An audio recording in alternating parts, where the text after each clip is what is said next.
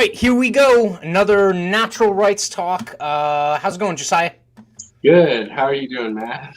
I am very good, very good. I am just trying to multitask here to make sure that we're shared out on all of the different places that we throw this feed out to. But that being said, this is Ungovernable. This is our bi-weekly natural rights talk episode, talking about natural rights, the background of the country, and kind of the philosophical reasons why America used to be America. Hopefully it will be again one of these days. As a reminder, like, comment, subscribe, share, hit the notification bell, retweet. If you are watching on any of the blockchains that we stream to, Vim TV and Odyssey, please upvote us there. That helps with the algorithm. It also throws off a little crypto, so that also helps as well. And that's it. So what are we talking about this week? We're talking about peace conferences that, quite frankly, I don't recall ever hearing about with respect to the Civil War when I was in public school. So I don't. The propagandists had their way. You wouldn't hear about it even now. Yeah, I'm. Hopefully that is not a common thread, but unfortunately, I'm pretty certain it probably is common in terms of, even if it was mentioned in my public school, social studies or U.S. history courses, I think it was not paid very much attention to. So we're definitely going to talk about that. So Yeah. how do you want to kick it off? I was just going to say, just to remind everybody, this is part 2B. So this is a continuation of the War of the States. That idea that the states as independent nations, essentially, it wasn't a civil war, but rather was a war between independent nations. And so the Hampton Roads Peace Conference is just basically like a meeting that was held between Lincoln and delegates of the Confederated States of America, and essentially, dispels the narrative that the Civil War was about slavery, essentially. Interesting. So, okay. Yeah. So this comes from two different, really well-cited historical narratives on the subject, but I've also got a couple other sources thrown in there to supplement. So, awesome. All right. So most establishment historians today might as well be the Orwellian historians writing for the Ministry of Truth in George Orwell's novel 1984, especially in relation to the war between the states.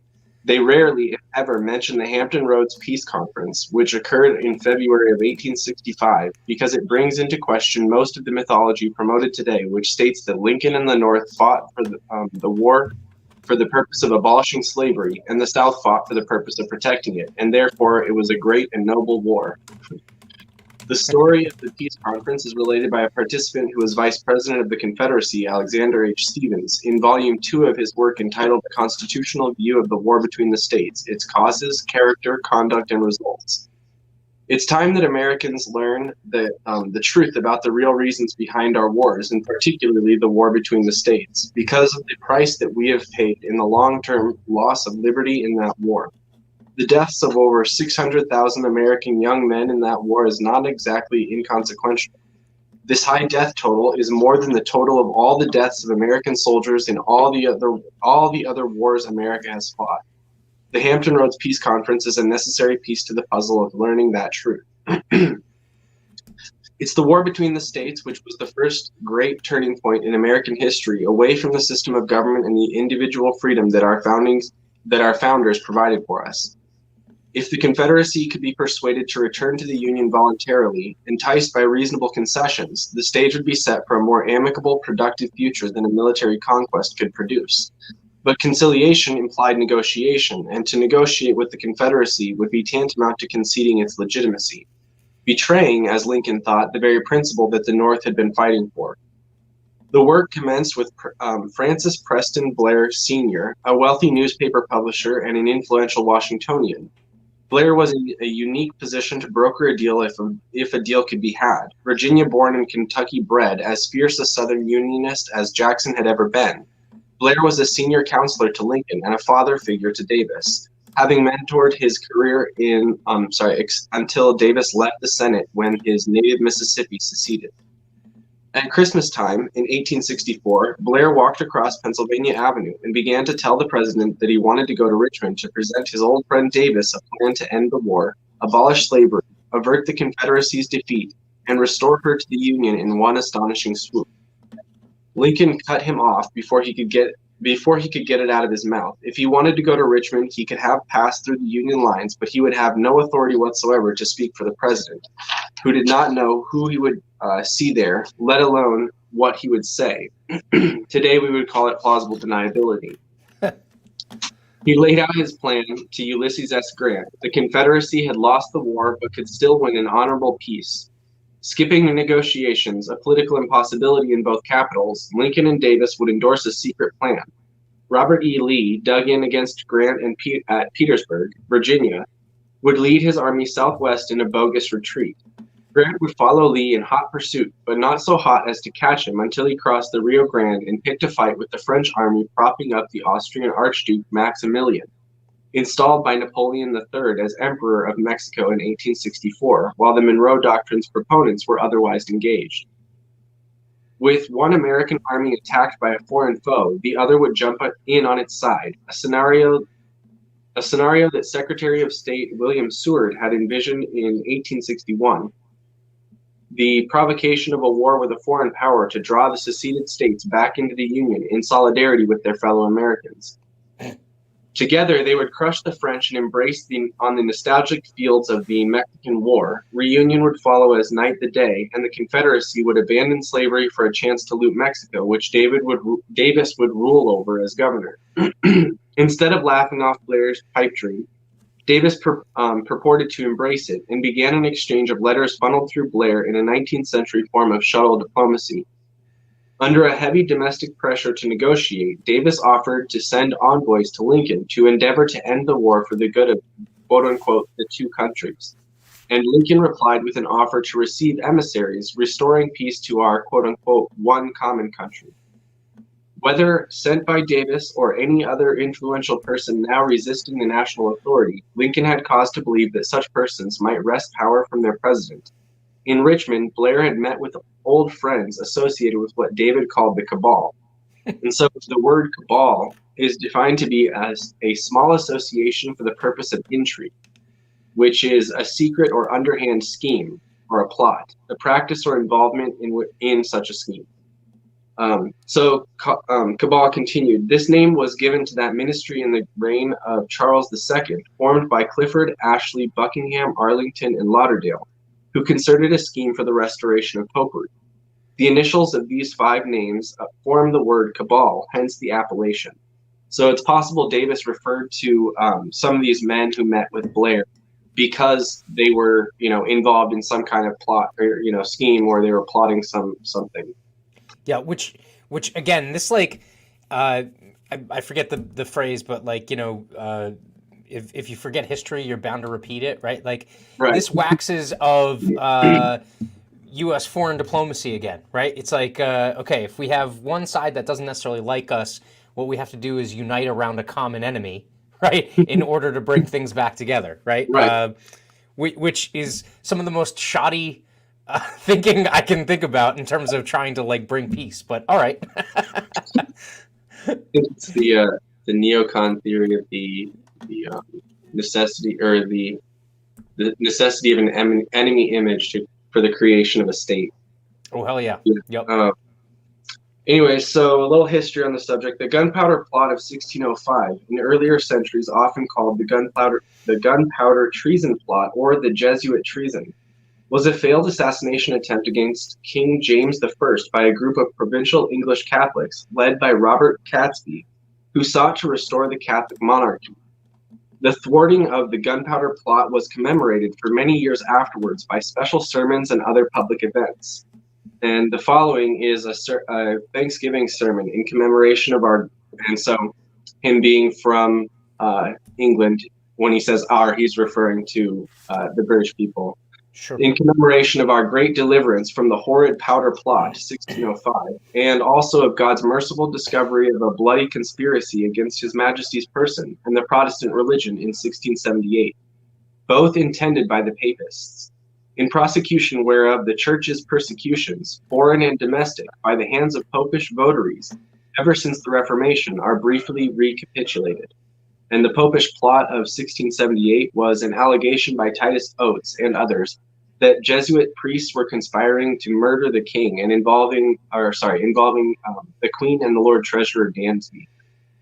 On the 30th of December, the evidence against Arundel and his 3 fellow prisoners was ordered to be in readiness, but their public proceedings stopped. In fact, the murder of William Bedloe, another witness, left the prosecution in serious difficulties, since one protection for a person accused of treason, that there must be 2 eyewitnesses to an overt act of treason, was observed scrupulously, and only Oates claimed to have any hard evidence against the remaining lords. On the 21st of May, 1685, Arundel, Powis, and Bellasyse came to the House of Lords to present petitions for the annulling of the charges, and on the following day the petitions were granted. On the 1st of June, 1685, their liberty was formally assured on the ground that the witnesses against them had perjured themselves, and on 4th of June, the bill of attainder against Stafford was reversed.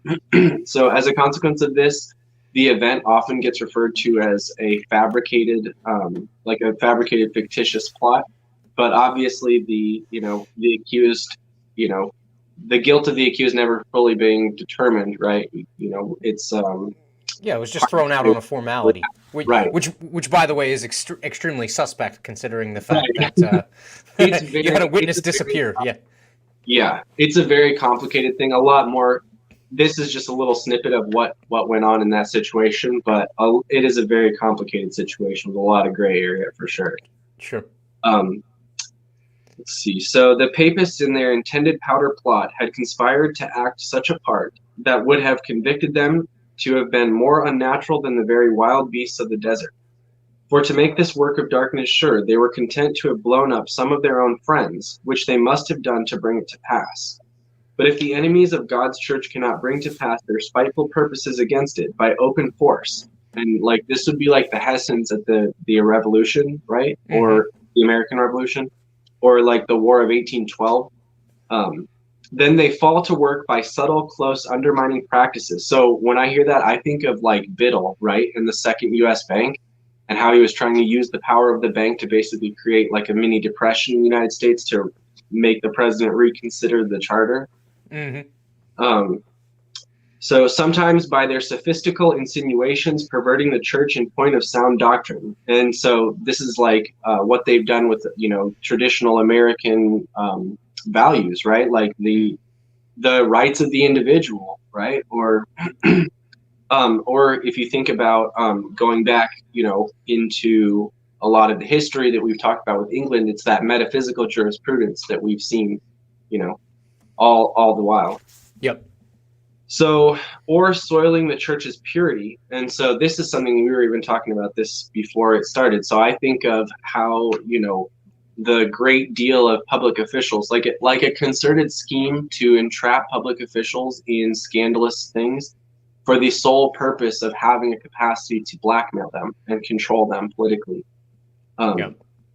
And surely this enmity is enmity destructive enough. Sometimes the enemies of God's church subtly compact the loose pieces of some pernicious enterprise against her, by matching great relations and interests with those that are of principal note and renown in the church. But besides this of making affinity with some of the church's worthy patriots, they can otherwise slyly pretend themselves her friends for a time, hanging out false colors till they see their own opportunity to change the scene. And of course, this in every political party, that we have, basically, like there are even terms that specifically relate to people who act like they're a part of a particular party only to get in and vote the other way. Oh yeah, there's always infiltrators. Like that's that is like a mainstay of party politics. Mm-hmm. Yeah. So all of these tactics that this is reciting, and this is back in 1685, right? All these tactics are literally alive and well today in the heart of America. This is why we so often say that we're at war, because clearly somebody is doing some form of attacking,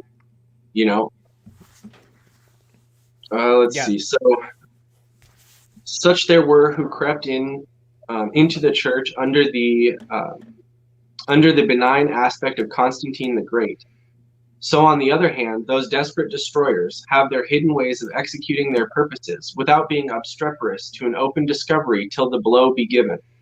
Even the popes themselves have reckoned up a catalogue of 24, others more, who have been practitioners or masters rather of the black art. How much of the devil was in the conspiracy of this 5th of November, and the Jesuitical conspiracy which is the matter of our present heart-aching, and which deservedly checks our rejoicings with trembling? Not to mention how many thousands have been swallowed up by that gulf, in that gulf of cruelty, that hell upon earth, the Inquisition. To say nothing of the outrageous inhumanity of the Duke of Alva in the Netherlands, nor with what prodigious massacres the Protestants have been surprised in Germany, Paris, Lyon, Piedmont, and many other places.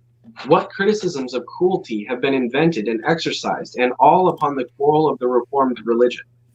I say not to lead you any farther by the way of this Red Sea. Let us a little consider what tragedies have been acted, and what desolations threatened and endeavored by the same sort of men nearer home in our own Israel. No sooner had King Henry VIII allowed the Bible to be read in English, and enjoined the Lord's Prayer, the Decalogue, and the Articles of the Christian faith be translated into English, and taught the people, but as if those things had the force and power of a conjuration to raise evil spirits by.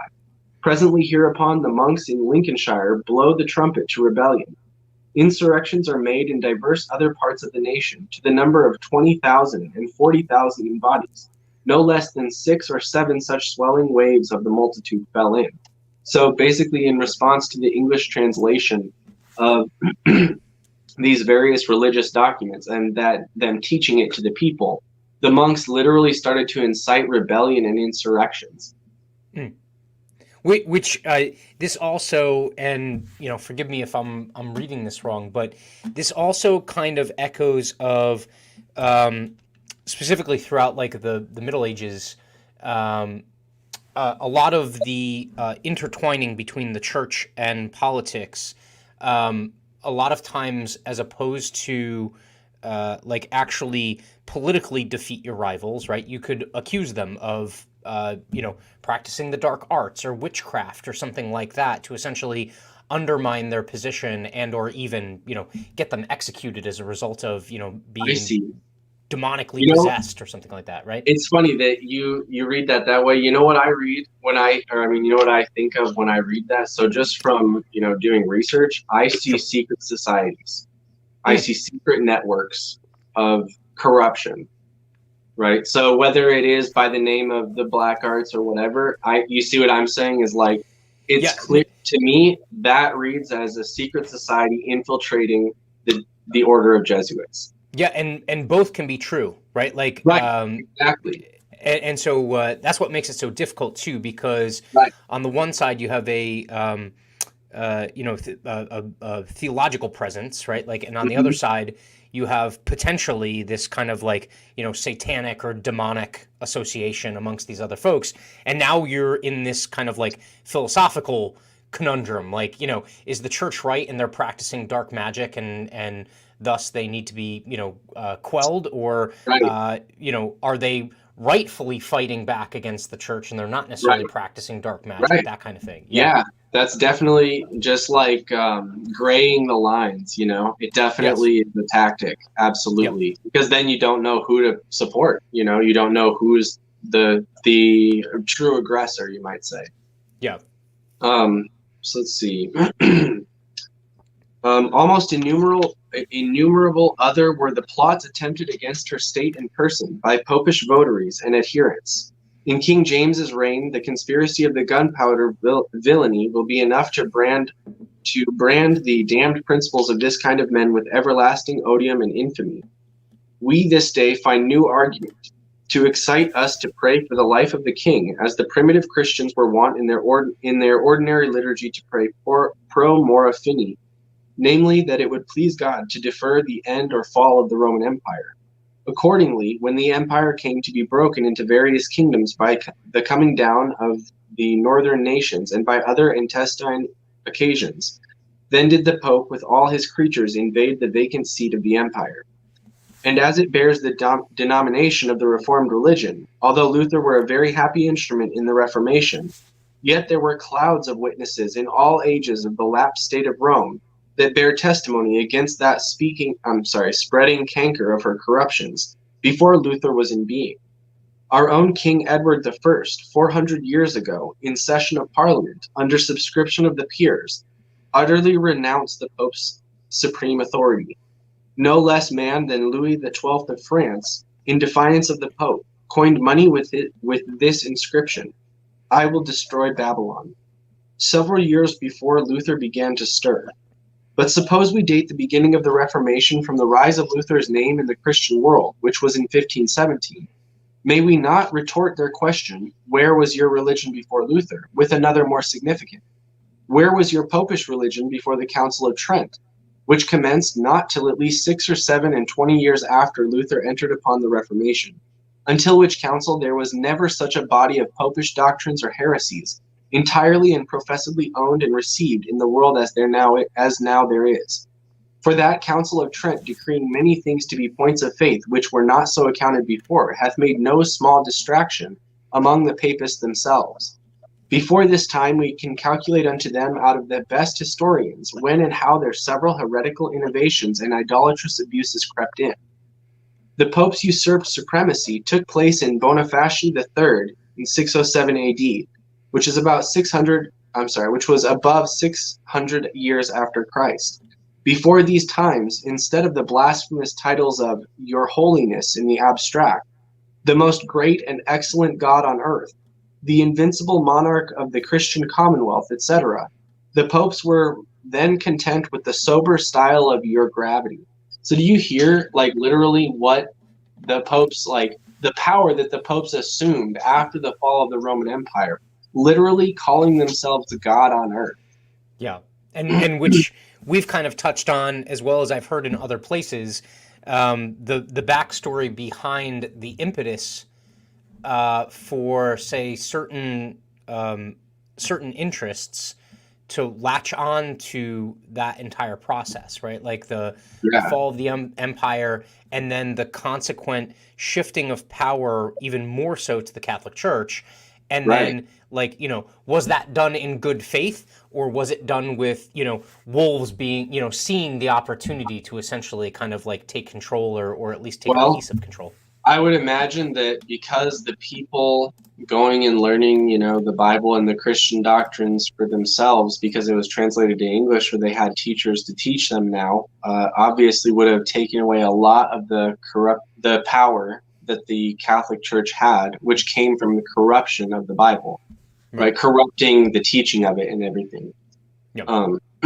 So, like, honestly, this entire narrative that's this kind of like tangent away from the Hampton Roads Peace Conference is essentially just showing the history of, like, the Holy Roman Empire and its attempts to maintain its power all through the globe this entire time. Yeah. So, let's see. All right. So now, therefore, to excite you to vigilancy against the seeding of any of those evil tares amongst us, I shall only present you with 2 considerations. The absurdity of their doctrines, I mean their doctrines distinctive and characteristic of papists as such, even to common sense and reason, and much more to become matters of faith. For example, as to their doctrine of indulgences, which gave the first offense to our reformers, what more ridiculous than to believe what the preachers of Pope Leo X published out of their pulpits, that at the sound of the money, as it was cast into the basin, those souls whom they intended to buy out of purgatory skipped and leaped for joy amidst the flames, and presently mounted out of purgatory. What greater violence to reason than to believe their doctrine of infallibility? Place it where you will, either in their popes or in their councils, of both which there have been manifold instances of their contradicting and nullifying the acts of each other, and yet both must be held infallible. The Portuguese crown expelled the Jesuits in 1759. France made them illegal in 1764, and Spain and the Kingdom of the Two Sicilies took other repressive action in 1767. Opponents of the Society of Jesus achieved their greatest success when they took their case to Rome. Although Pope Clement the 13th refused to act against the Jesuits, His successor, Pope Clement XIV, issued a brief abolishing the order in 1773. So potentially at this time, those previously affiliated with the order, could have gone in secret, basically continued those practices in secret. And for those who didn't, the society's corporate existence was maintained in Russia, where political circumstances, notably the opposition of Catherine II the Great, prevented the canonical execution of the suppression. The demand that the Jesuits take up their former work became so insistent that in 1814, Pope Pius VII reestablished the society. So now we're just going to fast forward back to the Hampton Roads Peace Conference, because that plays a part basically in what's coming later. Okay. So Jefferson Davis listened to Mr. Blair's proposal, met with his cabinet, and it was decided that 3 delegates were to be appointed to meet with President Lincoln and his Secretary of State, William Seward. The 3 Confederate delegates were Mr. Stevens, John Campbell, a former U.S. Supreme Court Justice from Alabama, and Mr. R.M.T. Hunter, a member of the Confederate Senate. Late in January 1865, after Blair's second trip to Richmond, Davis sent 3 peace commissioners to Lincoln to discuss the Mexican plan, which Davis assumed came from Lincoln and Seward, or any other route to peace, conditioned on just one non-negotiable demand: an independent Confederacy. As Davis well knew, had Lincoln been able to choose only one condition to reject, that would have been the one. But Davis had a plan of his own. In his unforgiving view, all 3 of the envoys he chose to send to Lincoln were charter members of the cabal. General Grant helped them find the words to get them past Major Thomas Thompson Eckert, a station aide sent by Lincoln to vet their intentions. He apparently interfered with Eckert's telegrams to Washington and phrased and timed his own telegrams to help get the Southerners through to Lincoln, using ways and means that can fairly be called disingenuous. Grant had seen enough of war. Lincoln resorted to deception too. On the day the Confederate dignitaries crossed Grant's lines, the House of Representatives was to vote on the 13th Amendment to the Constitution banning slavery. The chances for the bill's success were too close to call, despite the administration's campaign to pressure and reward enough Democrats to support it.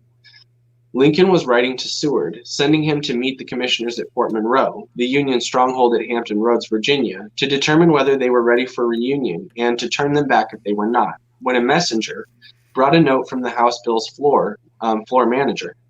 The floor was rife with rumors that rebel peace envoys were in Washington or on their way, it said, and the vote would be lost unless Lincoln could attest to the contrary.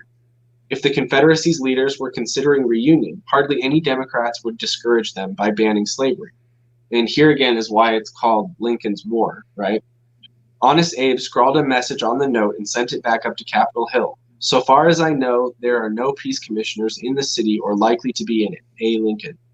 Moments later, he finished sending Seward to meet them at Hampton Roads. Later that day, the House endorsed abolition by a margin of 2 votes, literally as the peace commissioners were crossing Grant's lines.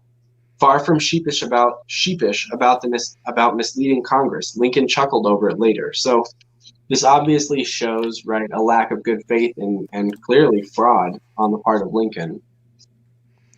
Yeah, no, a manipulation of the process. So a lot of people will look at this and be like, well, the 13th Amendment was like a good thing, and that isn't necessarily arguable in this situation, or that's not necessarily the argument in this situation. In this situation, the thought process is there was actually some level of communication, right? And then again, I don't know if we talk about it, but in terms of the 3 people that that Davis chooses to send, we'll see what that looks like. But yeah, the idea that playing politics about this war was not necessarily, about, anything having to do with the moral authority or the moral legitimacy of slavery and anything like that. It really had to do with the politics associated between the North and the South and that power struggle.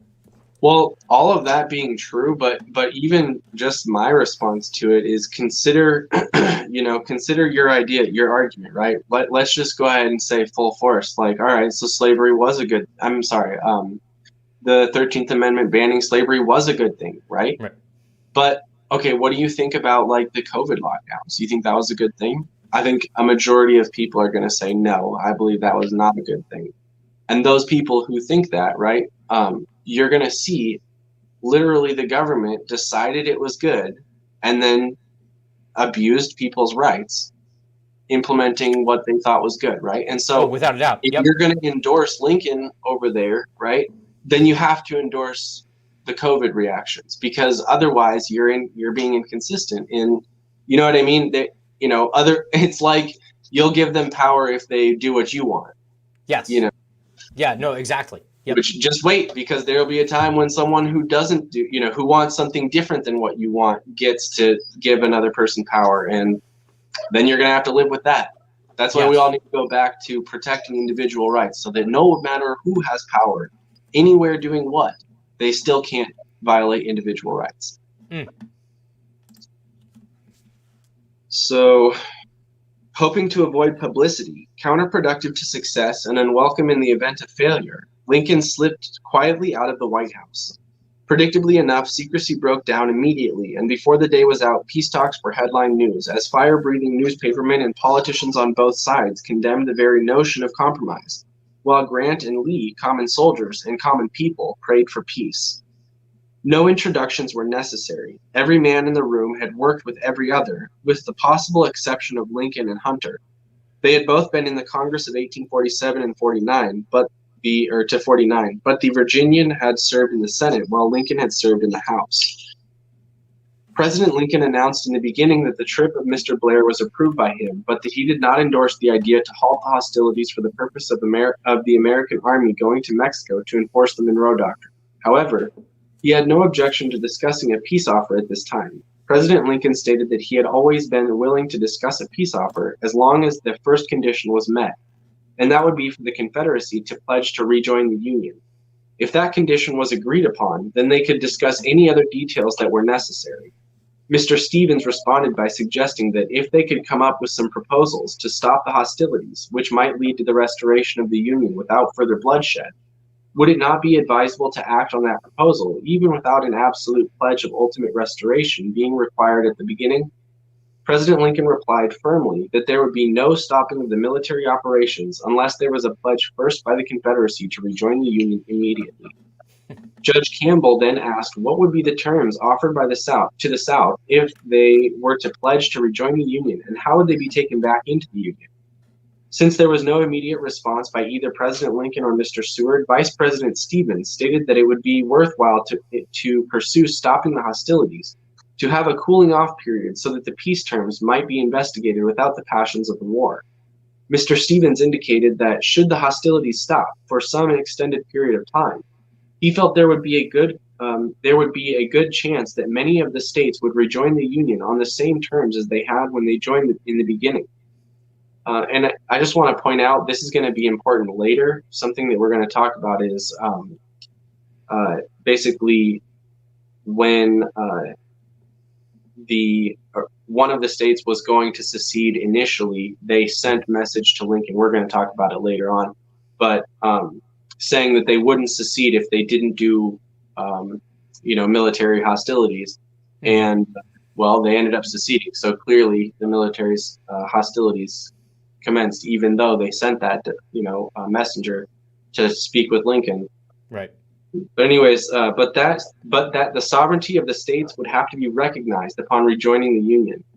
Mr. Seward objected that a system of government founded upon the right of secession would not last.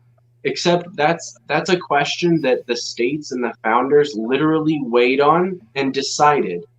And they're just like a president, right? It's not a question for a president or a lone secretary of state to be deciding for everybody, Not to mention the fact that he's talking about the Union not being able to last if it's based off of state sovereignty, and they themselves are the actual architects of breaking the Union at the beginning, right? Right. Yeah, that's another good argument. They're like, see, it can't last, and you're like, well, yeah, because you effed it up, Yeah. I was gonna say, and in the end, it doesn't matter whether or not whether or not it is or isn't with a good idea to found a nation on state sovereignty, but rather, is it within the federal government's authority to refuse to acknowledge the independent sovereign states' right to secede? Yeah. Which is 10th no, Amendment. it's not within the authority. Yeah. So, and that self-preservation of the Union was a first law of nature, which applies to nations as well as to individuals. So this is complete sophistry. When you actually go back and you read the arguments that support this doctrine, it's completely fallacious. It's complete sophistry. It's absolute metaphysical jurisprudence, completely. Yeah, they're essentially just making up justifications to justify what they essentially want. Right. I mean, like they have an end of the book that they want to get to, so they're essentially writing the middle of the book however they want. That's such a good way to put it. Yeah, exactly. That's such a great way to put it. I was also going to mention, remember from what we learned from Taylor, the U.S. isn't a nation. So even with that charge, you got nothing. But we can't really fault them, right? Because this is the very time when Webster, that entire propaganda campaign is happening. Yeah. So Mr. Stevens responded that the principle of self-preservation also applied to every state by itself. So that actually makes sense, right? If we were to concede that a state had this right, that a nation had this right, then it would properly belong with the states, right? Certainly not with the federal government. Although we don't concede that that's a real thing, anyways. But the commissioners wished to know where that would leave them and what would be left to negotiate. The model of a practical man with no illusions about the South's military fate, Campbell asked Lincoln a question. Supposing that the Union were reconstructed with the Confederate States' assent, how would the reconstruction be accomplished? Lincoln answered it as simply as Campbell asked it. By disbanding their armies, he said, and letting the federal authorities resume their rightful roles. As the conversation went on, he coupled his demands with warnings. If nothing concentrates the mind like the prospect of hanging, his guests were paying attention when Lincoln made it clear that harder men than he were demanding the ultimate punishment for the senior rebel leaders. Without negotiating per se, they put 4 enticements for their guests on the table, none of them inconsiderable: their lives, their liberty, their property, and an agreeable post-war order. Ironically, it was on the issue of slavery where the Northerners had room to maneuver. Lincoln would take no backward steps on slavery, he said, but stepping forward was something else again. He would not change the Emancipation Proclamation in the slightest particular. The point was what it meant and what it would mean after the war. Was it a purely military measure, or did it have the force of law with permanent consequences? Did it operate only in the parts of the South that the Union forces had already taken, or was it effective everywhere? These were the legal issues. How judges would decide them, he did not pretend to know. He supposed they would be tested when someone took a slave from one place to another and the issue was raised in court. Judge Campbell would have gotten the message even if the other 2 commissioners, both of them lawyers, had not. He sat on the Supreme Court that decided that a slave was not made free when taken into free territory. The Dred Scott decision was still the law of the land. The Northerners' enticement was plain, whether they meant it or not. Unlike the coming battles to be fought on the southern soil, the South could win battles to be fought in Southern courts. President Lincoln responded that the proclamation was only a war measure, and as soon as the war ceased, it would have no operation for the future. It was his opinion that the courts would decide that the slaves who were emancipated under the proclamation would remain free, but those who were not emancipated during the war would remain in slavery. Mr. Seward pointed out that only about 200,000 slaves had come under the operation of the proclamation, and this would be a small number out of the total. Mr. Seward then brought up the point that several days before the meeting, there had been a proposed 13th constitutional amendment to cause the immediate abolition of slavery throughout the United States. But if the war were to cease and the Confederates rejoined the Union, they would have enough votes to kill the amendment.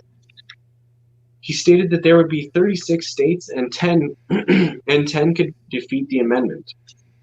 The reader should be reminded at this point that President Lincoln, in his inaugural address before the war, gave his support to the first 13th Amendment, pending at the time, which would have explicitly protected slavery where it already existed. Mr. Stevens then inquired as to what would be the status of the states in regard to their representation in Congress, and President Lincoln replied that they would have their full rights restored under the Constitution. This would mean that there would be no punishment or reconstruction imposed. President Lincoln then returned to the slavery question and stated that it was never his intention to interfere with slavery in the states where it already existed, and he would not have done so during the war except that it became a military necessity. The Confederate delegation showed no interest in protecting slavery in the Confederacy. The Confederate delegation showed no interest in protecting slavery in the Confederacy, with their only interest being independence from the Union and the protection of the right to secede, which raised the subject of West Virginia.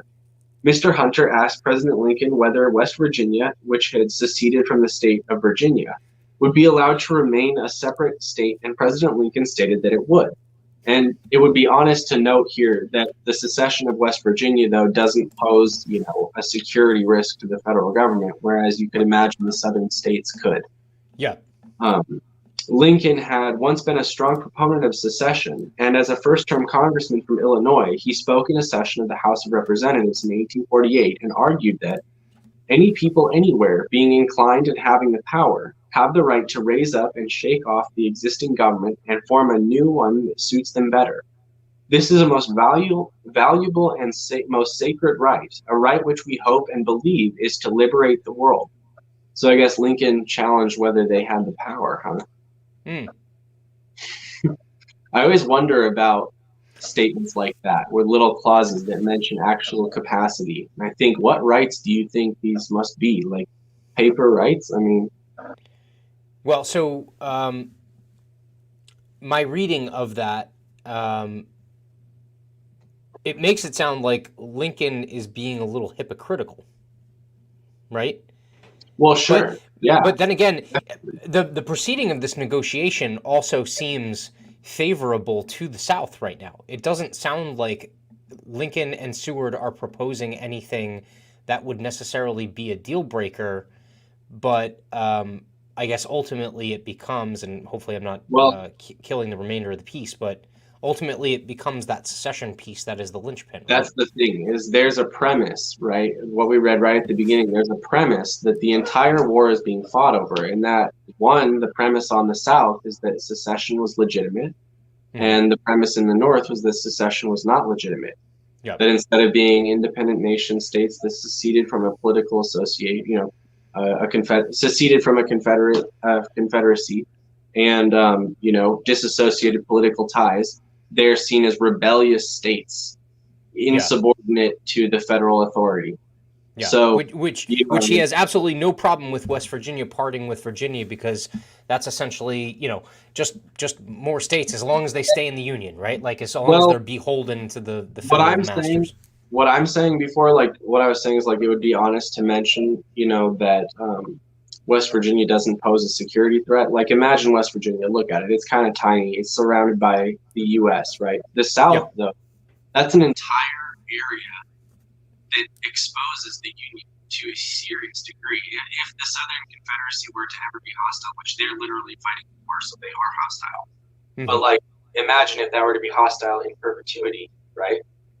You would have massive capacity for infiltration and attacks, from foreign powers on the south part of the Union.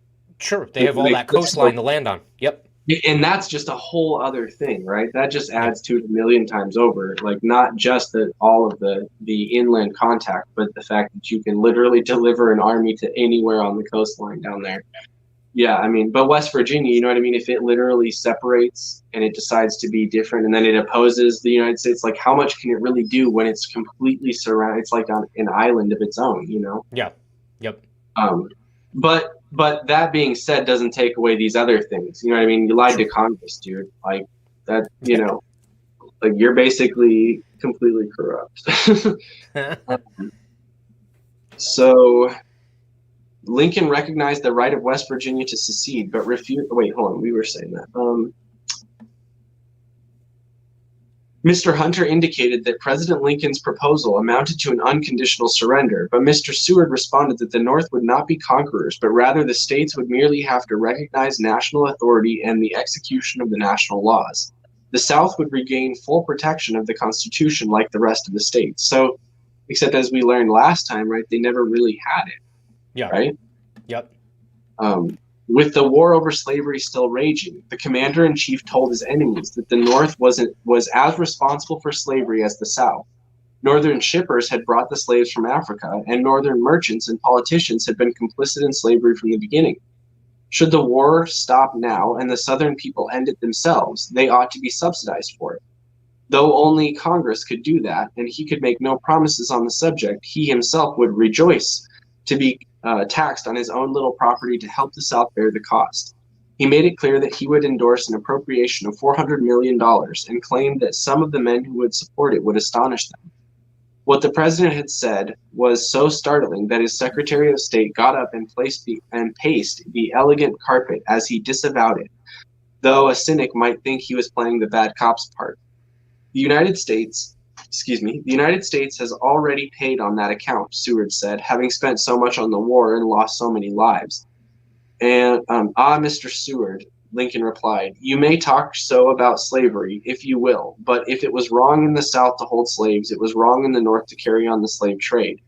And it would be wrong to hold them on the wealth. It would be wrong to hold on to the wealth the North had procured by selling slaves to the South if the North took the slaves back again without compensation.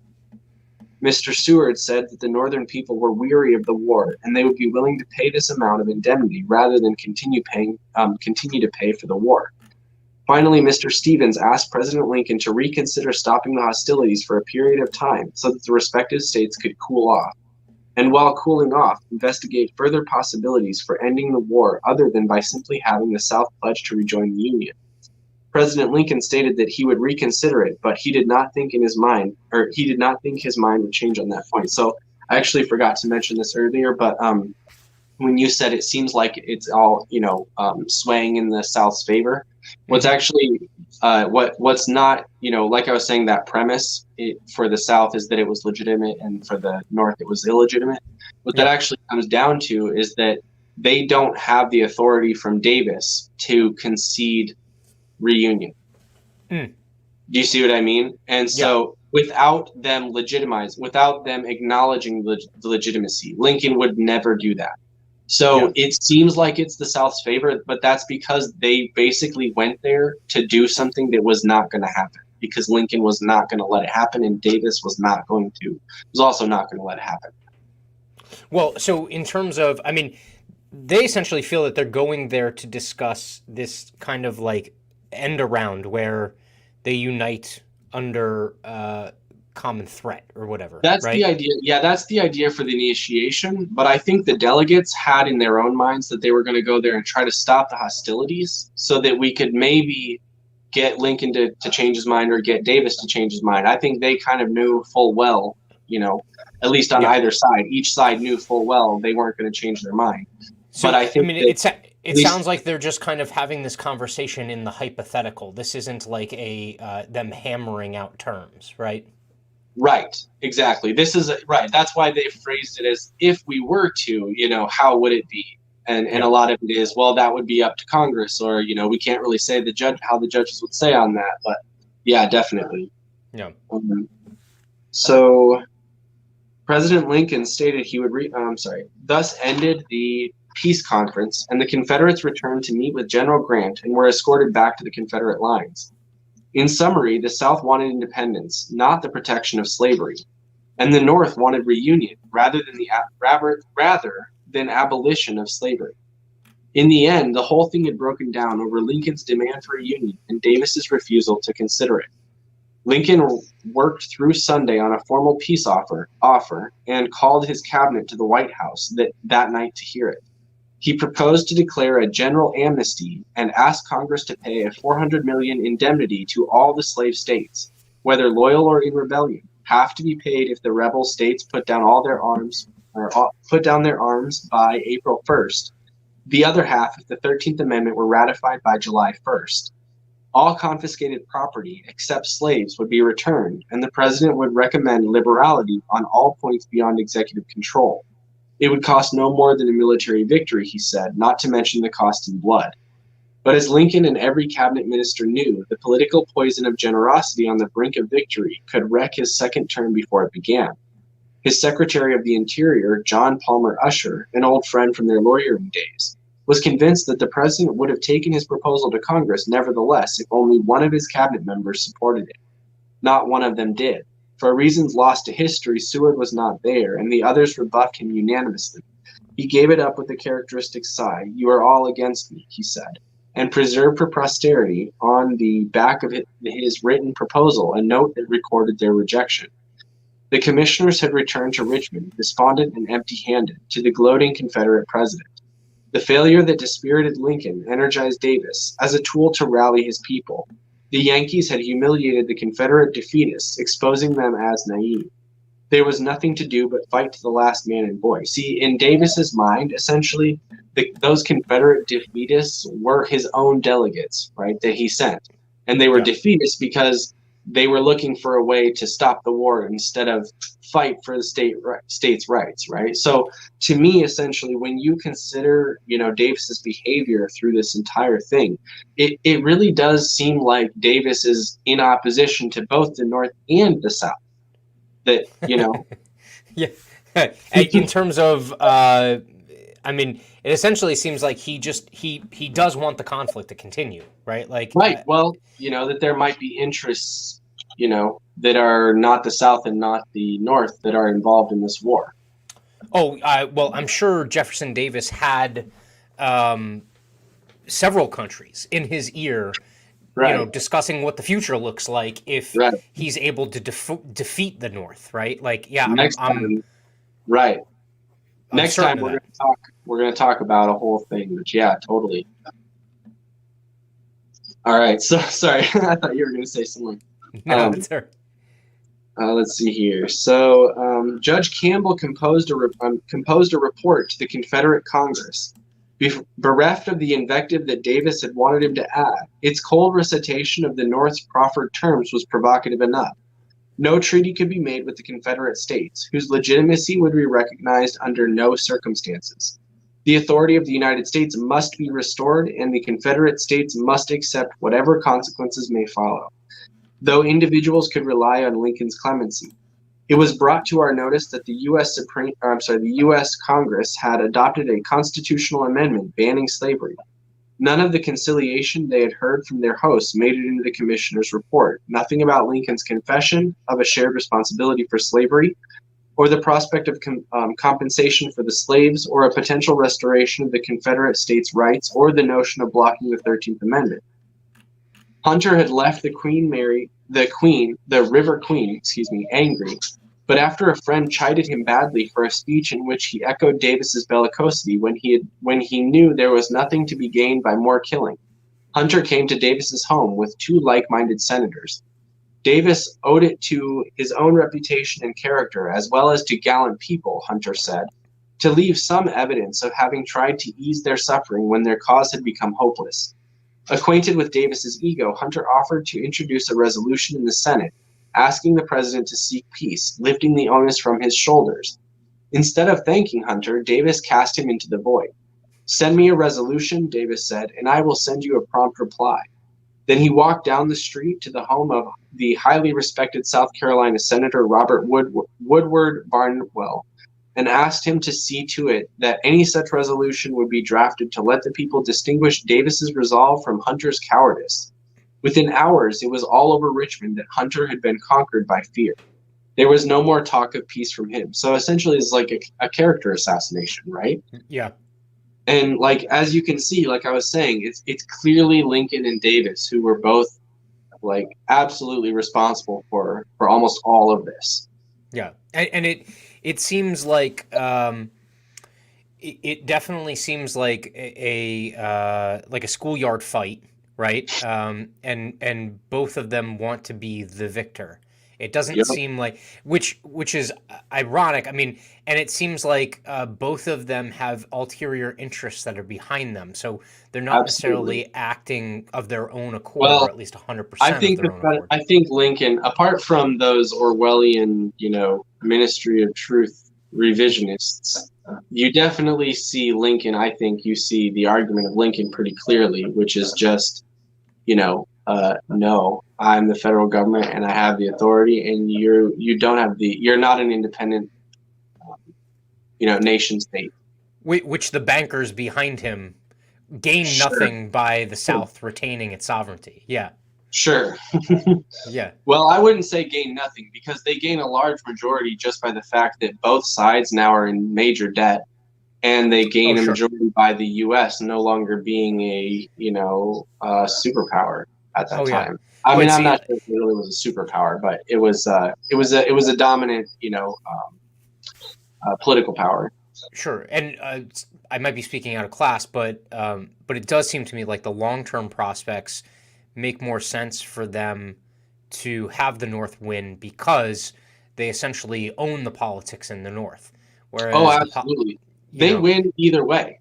They oh, win. sure, Like, that's honestly, when you study the history of some of these plots and stuff, they just stack the deck and they do it for a million different reasons. Like, yeah, they'll literally think of an event, or maybe the reasons precede the event, but then they'll just like pack into it as many things that they can get out of a particular event in one go, in that one go.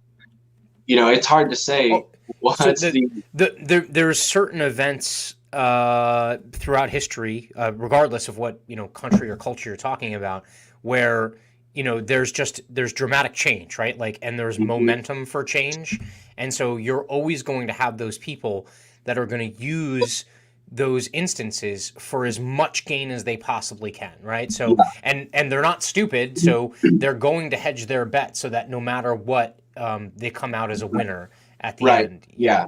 Yeah, Exactly. I find it really interesting that on the table is, um, not necessarily rebuffing the 13th Amendment or not necessarily opposing the spirit of the 13th Amendment, but there's a proposed amount of money, which, by the way, is the way that England did away with Yep. their slavery, right? Hmm. Um, and the South, or at least who Jefferson Davis sends, is not directly opposed to that kind of resolution. Right. Well, it's because it includes the idea that the states don't have the right to secede. Yeah. Yes. Right. Yeah. So, And that piece of it is uh, extremely telling. Regardless of whether or not it's of Lincoln or Davis's own individual impetus to do that, or mhm. again those kind of Well, like powers that you, are behind them. yeah, you might think of the state's position in terms of, this was our right to have slaves already. So Mm, you're not doing anything but still just getting in our hair. You know what I yeah. mean? That's the perspective of the states. So why would we give up the right to secede, which is our right? We say it's our right. And also, which goes with it, obviously, the right to self-government, which is to determine how our political society decides this or that, right? Yep. You know what I mean? Like, it's, even though it's almost like from the northern perspective, that's a pretty good deal, but from Yep. the southern perspective, it's honestly kind of not. Apart from the reparations, right? Like, obviously, if you could keep the sovereignty and get reparations, but the reparations are more of a consequence of them not being happy with war. You know what I mean? Than it more so than it, because it's like Lincoln is the only. You think Northerners are really going to say, "Oh yeah, I'm responsible for slavery"? No. I Yeah. mean, Well, I don't know. I'm not. I wasn't alive then. I don't exactly know. I mean, I'm a, not a a lot of historian. this a lot of this is also an outgrowth of the lead up, right? Like a lot of it is an outgrowth of the fact that diplomacy wasn't really tried to the satisfaction of the South to actually have this conversation, right? So Right. now faced embroiled in war, they're like, okay, well, we didn't have diplomacy back then. So if you do want us to give us for us to give any ground, first of all, you have to pay us for our loss, so to speak, in terms of the giving up of the slavery in the South, and to boot, like, we still want to retain that ability to secede again in the future, which I think Lincoln doesn't want to just win, right? Like, or he doesn't want just peace. He wants to crush them. No, you'll see, because we haven't even mentioned the tariff yet. We still got a few pages left, Yeah, but he's absolutely there for the federal government. yeah, He's essentially a nationalist, or what do we call him? A federalist, right? yeah, Back You know what I'm talking about? When I say nationalist, it was because it's like those people who wanted to turn the United States into a nation, but at the Constitution, right? There were people who wanted to basically turn it into another monarchy, but it was like a bureaucracy rather than a monarchy. But so that sentiment, it's like Lincoln is basically just like another one of those, Yeah. So where did we just leave off? Let's see. So for weeks after the peace conference ended, with the Confederacy's sure defeat coming closer day by day, Judge Campbell cajoled Confederate leaders to resume negotiations and, if need be, accept the terms offered on the River Queen. No one would take the responsibility. Lee pointed to Davis. Davis pointed to Congress. Congress pointed back to Davis, and no one dared move toward reunion, though nearly everyone but Davis understood its inevitability. And I think, honestly, rather than him misunderstanding, like we mentioned before, I think it might have even been his actual intent to see the dissolution of the United States, as it originally was, So Lee retreated and Richmond fell 2 months after the peace conference, and Davis and his government fled. Of all the senior Confederates, only Judge Campbell remained to face the Northern conquerors and do what he could for his people. He surely must have known that he was draping a noose around his neck. Within a dozen weeks after the Hampton Roads Conference, the Carolinas were looted, the better parts of Columbia and Richmond were burned, the Confederacy's leaders were jailed, Davis was captured in Georgia with a thinly escorted band of frightened women and children, and Lincoln was dead. So were some 10,000 men and boys who had been alive and well when their leaders lit cigars on the River Queen. In lieu of a peaceful reconciliation, the rebellion would end in the only existential defeat that Americans have ever endured. Years would pass before the occupied Confederated States were admitted back into the Union. A chain of ugly consequences has unfolded ever since. And I just wanted to say that idea that, 10,000 men and boys who had been alive and well when their leaders lit cigars on the River Queen, isn't it always, though? Yeah. Who dies? Who dies in wars? Because I don't think it's the fucking link. It's not the leaders.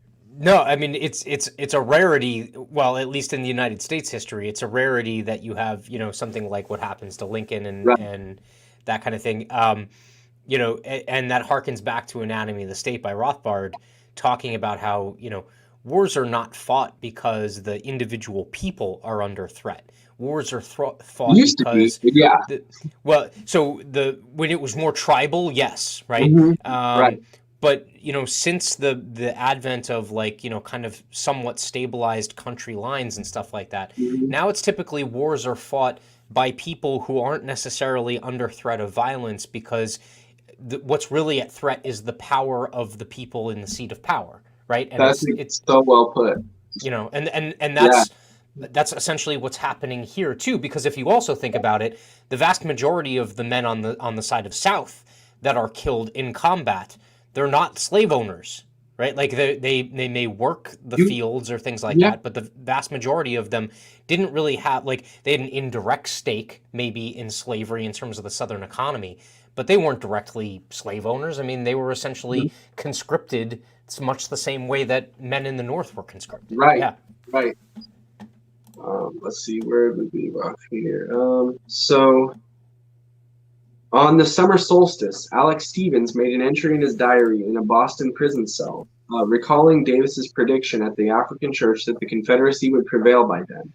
Brilliant though it was, Stevens wrote, the speech had been all but demented. Stevens had thought at the time that if Davis did not negotiate reunion, by the summer solstice by the summer solstice there would barely be a vestige of the Confederacy left. I am with him and thousands of others a victim of the wreck. It was generally recognized in both the North and the South by 1865 that slavery was a dying institution, not just in America, but throughout Western civilization. It was also obvious to both the North and the South that slavery would be hard to maintain in a separate Confederate South without the constitutional and statutory fugitive slave provisions, which had required free states to return escaped slaves. In fact, many abolitionists had advocated Northern secession before the war as a means to end slavery by depriving the Southern states of the benefits of the Fugitive Slave Clause in the Constitution and the laws relating thereto. The offer of the North to pay for the freed slaves was merely an added inducement to rejoin the Union, but Lincoln had always been willing to accept slavery where it already existed, if the South would remain in or later rejoin the Union. The right of a state to secede clearly had been accepted in the North and the South at the time of the formation of the Union and up until the time of the war between the states. For example, the New England states frequently asserted the right of secession and threatened to use it on 5 occasions. In 1803, because of President Jefferson's Louisiana Purchase, in 1807 over the Embargo Act, in 1812 over the admission of Louisiana as a state, in 1814 at the Hartford Convention because of the War of 1812, and finally in 1845 over the annexation of Texas. That's actually, so sorry to cut you off, but No, that's you're actually a huge point. From a tactical standpoint, that's spot on. If you already had a number of the states in the North that used nullification in various instances, specifically having to do with the Fugitive Slave Act, and say like a state like Wisconsin had passed essentially a nullification of saying, no, we will not abide by this protection for the southern states. If slaves leave and they come here, we are not forced to give them back. So if that momentum was preserved, and the federal statutes that normally would have, returned those slaves to the southern states as property, if that dynamic stayed in place or continued down that road, the southern, like, slavery would have been gone in very short order in the South, because you had essentially an unsustainable setup where, just like the South would have essentially been a danger to be on its own because of that foreign invasion aspect of it, you also had a similar danger in the North because of the slavery, slaves running essentially. I think it definitely could have had an impact for the North to, use secession in order to deprive that right of the states. But if you consider the fact that the Constitution is something that all the states agreed to, right? Which means that, and it's even written in there that the Constitution and the laws made and of the pursuance of the Constitution are the supreme laws of the land, right? So basically, those federal laws that you're talking about that secure or execute the will of the Congress in the fugitive slave, or not the Congress, but in the will of the states in ratifying the Constitution, which agreed to the Fugitive Slave Clause, then the consequence is essentially you don't have the right to change that particular as a state, even if you're independent. Even though you're still a sovereign independent state, because that's one of the powers you have ceded to the federal government, and you've bound by that stipulation that you would obey the law of the land, right? And the law of the land is what the Constitution says. So the only way you couldn't fix that by seceding and then rejoining the Union on the terms of we're not going to abide by the Fugitive Slave Clause, because the Congress doesn't have the right to admit someone into the Union without obeying the Constitution, which has the Fugitive Slave Clause. So the only thing you could do would be a constitutional amendment to change it. So we could have this conversation another time, but I don't know if you've ever read Nullification by Tom Woods. I haven't actually. It's definitely my reading, my to-read list. It relies really heavily on the 10th Amendment. And so that's obviously something that some people would say isn't up for interpretation, others are. I would say it is, but it says all those not ceded, right? All those, right. It says, right. But the Fugitive Slave Clause would have been, I'm not exactly sure how to phrase it, but it certainly would have given the federal government the power, that would have been the seed, the giving of the government, or the authorizing, the establishment and authorization of the government having that power to choose now, not you as an independent sovereign state. So even if the 10th Amendment exists, it only protects those things that were, not specifically authorized as the federal government's choice. When I say the federal government, it's obviously the Constitution or however amendments happen. Yeah, amendments only happen by right. So we could dive into that at a later time. sorry, yeah, It's definitely an interesting but I'll conversation. definitely check that out. I'm interested definitely to have that conversation with you. Yep. Let's see. So if the agricultural South rejoined the industrial North, they would again be subject to economic exploitation of the protective tariff, which was paid primarily by the South and was by far the main tax to operate the central government in Washington, D.C. The North, due to their increased representation in Congress, was able to control where the money was spent, which was primarily for internal improvements in the North, a practice the South considered unconstitutional. The protective tariff and internal improvements had been two of the key problems between the two sections since 1828, along with the general disagreement about the size and power of the central government in Washington. Finally, in order to bring into clear focus the significance of the Hampton Roads Conference, it should be recalled that on April 4th, 1861, before the start of the war, and this is what I mentioned earlier, on April 12th, the Secession Convention in Virginia, which had convened in February of 1861, sent a delegate to visit President Lincoln in the White House to discuss the results of the action recently taken in Virginia. When the state of Virginia originally voted on its ratification ordinance approving the U.S. Constitution, it contained a specific clause protecting their right to secede in the future. The delegate was John B. Baldwin, who was a strong opponent of secession by Virginia, although he recognized the right. His message, communicated privately to the president on April 4th, was that the convention had voted not to secede if President Lincoln would issue a written pledge to refrain from the use of force in order to get the seceded states back into the Union. President Lincoln told Colonel Baldwin that it was 4 days too late now to take that action. Unknown to all except a few insiders of the administration, meaning that members of Congress did not know, the president had already issued secret orders on April 1st to send a fleet of ships to Fort Sumter in order to provoke the South into firing the first shot in order to start the war. Lincoln stated that he could not wait until the seceded states decided what to do and added, "But what am I to do in the meantime with those men at Montgomery? Am I to let them go on?" Baldwin replied, "Yes, sir, until they can be peaceably brought back." Lincoln then replied, "And open Charleston, etc., as ports of entry with their 10% tariff, as opposed to the much higher 40% federal tariff. What then would become of my tariff?" The original that's exactly where I'm getting, this notion of Lincoln as a nationalist. He's essentially just like, well, I'm the fucking federal government, so it's like, go eat it. Never mind. Yeah. The original Constitution, still in effect before the war, prohibited all direct taxes on the people, i.e., income, estate, gift, etc. So almost all the revenue to operate the federal government in Washington was derived from an indirect tax on imports. The South, being agricultural, had to import almost all manufactured goods from Europe, primarily England, or buy the products from the North. The higher the tax on imports, the more protection the North got to raise its prices for its manufactured goods. And for this reason, a high import tax was called a protective tariff. As long as the import tax was 10% or less, it was classified as a revenue tax, to which the South did not object. In fact, the new Confederate Constitution, adopted in March of 1861, placed a maximum tax on imports of 10%. However, when an import tax or tariff exceeded 10%, it became known as a protective tariff for the protection of domestic northern industry.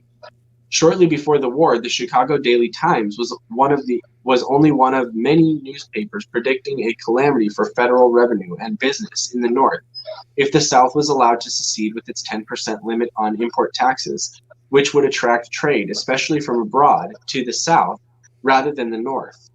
In an editorial, it stated, "In one single blow, our northern foreign commerce must be reduced to less than one half of what it now is. Our coastwise trade will pass into other hands.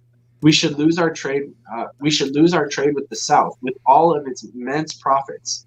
Our manufactories will be in utter ruins. Let the South adopt the free trade system or that of a tariff for revenue 10% or less, and these results would likely follow." So, do you hear that entitlement? Literally, our foreign commerce must be reduced. No, that's the commerce that your, ridiculous, arbitrary government abusing other nations made for you.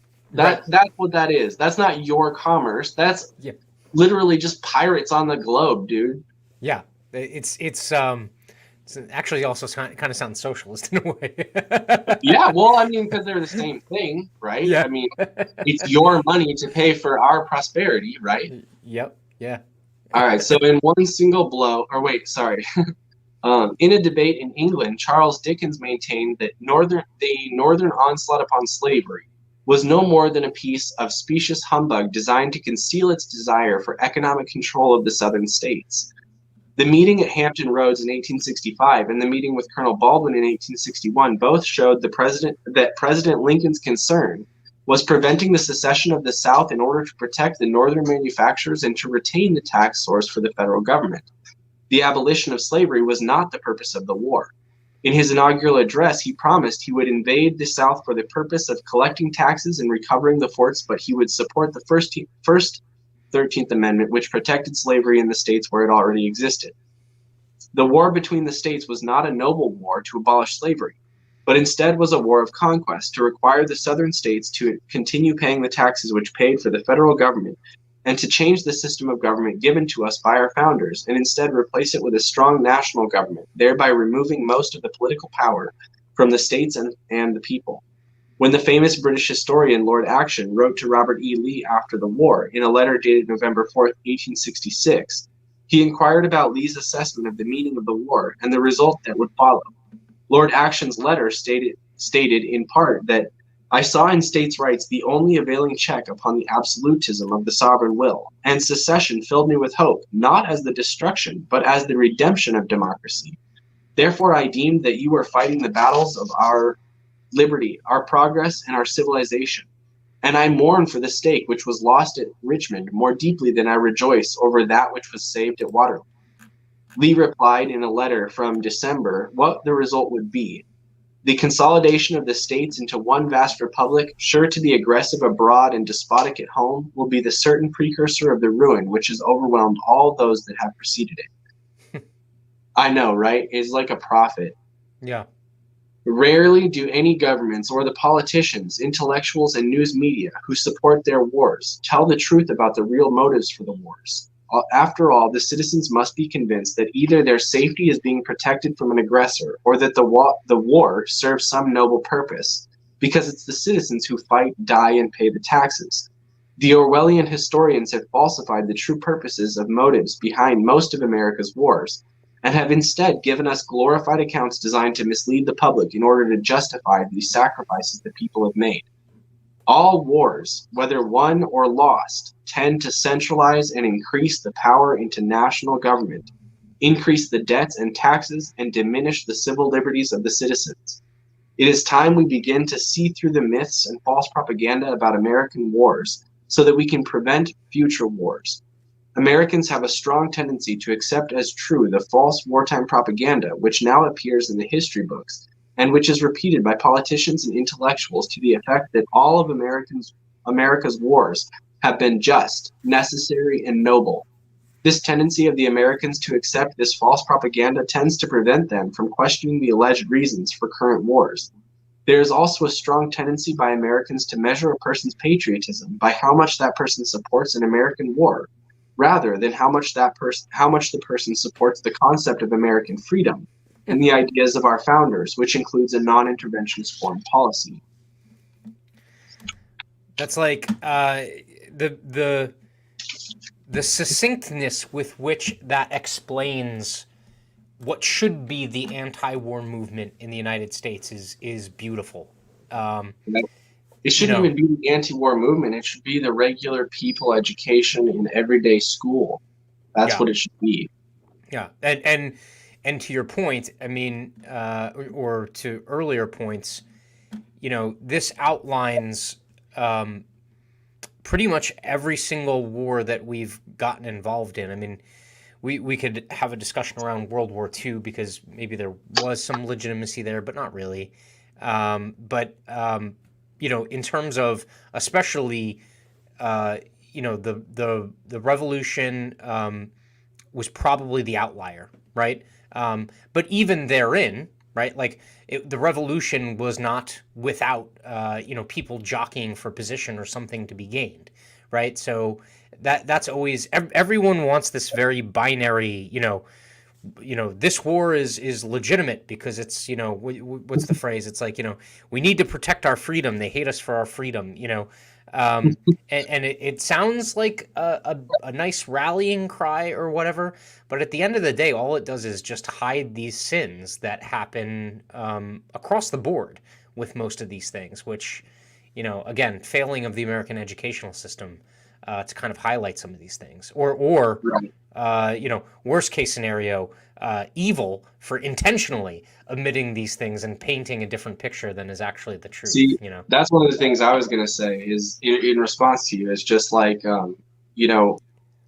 just the idea of going back through all the wars, right? You're saying this outlines a lot of the wars. Just wait until we talk next time, the next episode. I kept saying this last time because I was thinking, I wasn't really having it in my mind that we'd go to part 3. I thought we'd go to part 3 in my head, but obviously we got to do part B first. Yeah. But next time we're going to talk about, basically like the foreign influence and how basically just like more than yes, this outlines all the wars before because of that foreign influence. And the way that foreign influences is essentially through right? It's just like how the Soviet Union discovered it's much more profitable, or maybe not profitable, but it's much more successful to wage war in covert, or I think they say actually overt war. So you're watching me do it. You just don't realize we're at war.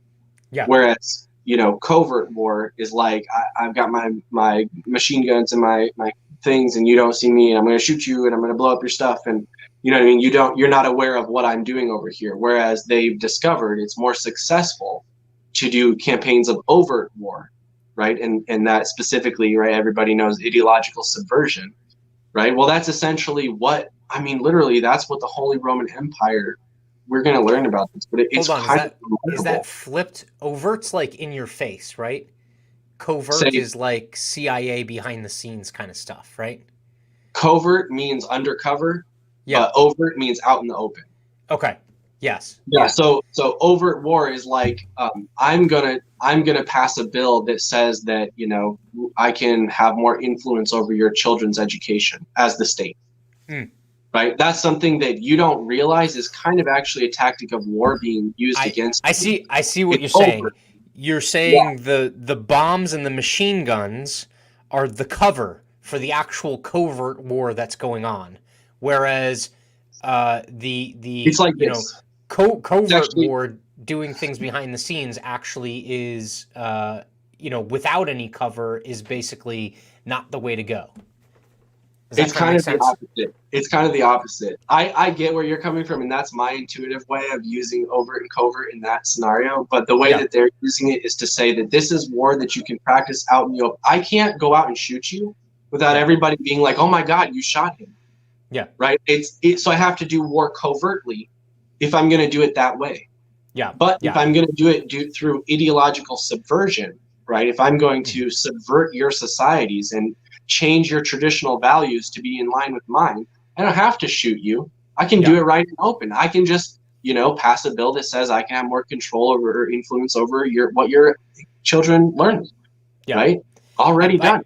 I also find it interesting that right now, and this just waxes of how ridiculous the current political environment is in the United States. It's like the Russian sympathizers versus the Chinese sympathizers, right? Or rather, one side wants you to think that the other side is Russian sympathizers, and then the other side wants the first side, you to think the first side is Chinese sympathizers. Yeah, like I don't even know about that. I find that very interesting about the current political environment, because the two major parties, it definitely seems like one of them wants to paint them as Chinese sympathizers, and the other one wants to paint them as Russian sympathizers. And the truth is probably like, both of those countries are somewhat involved in kind of subverting things and stuff, but the insurgency is from within Like it is like I don't think it's Russia and China coming to our shores to subvert things. I think it's people from within reaching out to be like, how can you help me do this shit? But Well, again, look, that's I'll conjecture. even I'll give you like a like a case study, not really a case study, but an anecdote. And this is essentially like almost like I would say like in a way I think people got played by Trump. Hmm. And I'm saying myself included. You know what I mean? Like I get swindled by words, drain the swamp. I'm like, oh, okay, let's do it. Yeah, I've been waiting. You're talking my language. But obviously, when you see a lot of the outcomes, now I have to say, there's a lot of people who are involved in various, nefarious activities, just like we talked about those people who are being blackmailed, right? Yeah. Who came under fire during Trump's reign. But I do think that has to do with the people Trump wasn't happy about. Those people Sure. Trump was fine with, who were still a part of the deep state, I think were completely protected. Absolutely, still, Oh yeah, yeah, Um, and you saw but how that played out towards the end. I mean, he right, so was much less bluster well, at look, the end my, of his my presidency. point with this is I think that a lot of the fight that we see as people observing the political situation is we're just seeing the fight of, and they might actually be real fight against, like, Trump is not with CNN. Okay, we'll just use those as Sure. names to say the two parties. They're really not together. They're really not aligned. They're really not in agreement. They're not behind the scenes playing a show or anything. They are truly fighting. Mm. But there's another entity higher than those two, right? Yeah. Obviously, Yeah. that's more global and international in scheme. And certainly both of them are towing the line with that. Yeah. You understand? So they They're the may both. bratty children that are fighting each other is what it is. Right, exactly. Yes, exactly. Yeah. That's such a good way to put it. Yeah, I was trying myself to think of a way to put it, but basically that's a great way to put it. That they're not the real enemies, even though they may be doing things that are right or wrong. Yep. So we can't get swindled by their statements, because at the end of the day, there are huge power structures far and above them that are pulling the strings. Yep. Yeah. No. And quite frankly, going through this backstory with the Civil War, and what we will cover the next time in terms of the foreign influence, I think will go a long way to showing that, like, even though you have these two personalities in Davis and Lincoln, and they both have their intentions, that there are other people behind them that also have their intentions.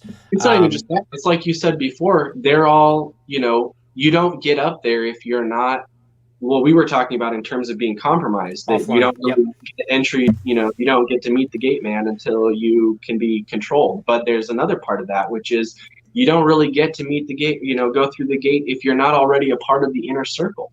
Mm. You think you get to be a president in America if you're not a part of a particular elite group of people? Yeah. You're definitely Yeah. mistaken. Yeah. Anyone can be president. Bullshit. Right.